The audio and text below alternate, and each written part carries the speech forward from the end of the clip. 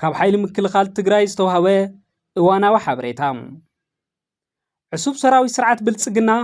ምስ ዕጡቃት መሐመድ ሓምዳን ደጋሎን RSF ካብ ዝተፈላለዩ ከባቢታት በኣስገዳድ ዝኣከቦም ሚሊሻታትን ካልኦት ዕጡቃትን ሒዙ ብዕለት 25 ሐምለ 2018 ዓ.ም ኣብ ዞባ ምዕራብ ትግራይ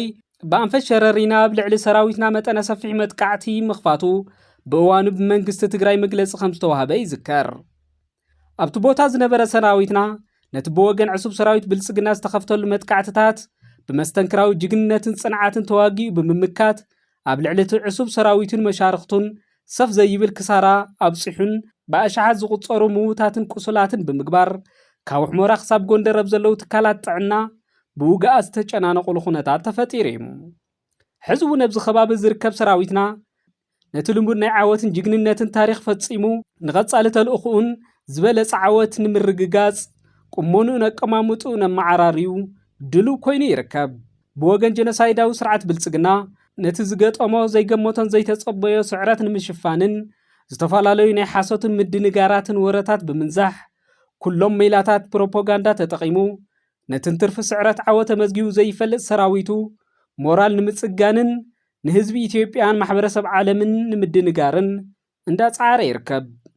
ኮይኑ ግና ካብ መጀመርቱ ሞራሉ ዝተሰብረ ሰራዊቱ በቲ ናይ ሓሶት ዓወት ክጽግኖ ከም ዘይኽእል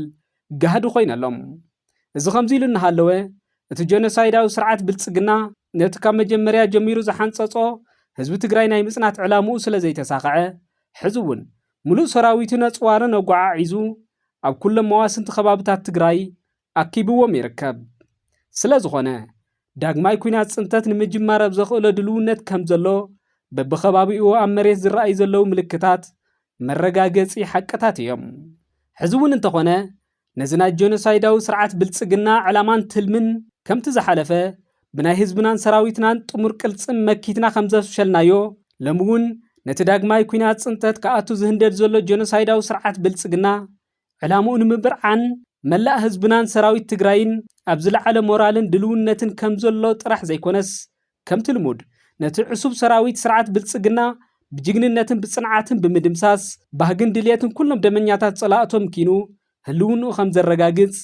ንፈታውን ጸላእን ክነፍልጥ ንፈቱ። ዘበት ንብሔራዊ ጽንተት ክብርን ሞገስን ንሰማዕታትና ካብ ማእኸል ኣመራርሓ ሓይሊ ምክልኻል ትግራይ ሐምለ 28 2008 ዓ.ም መቐለ ትግራይ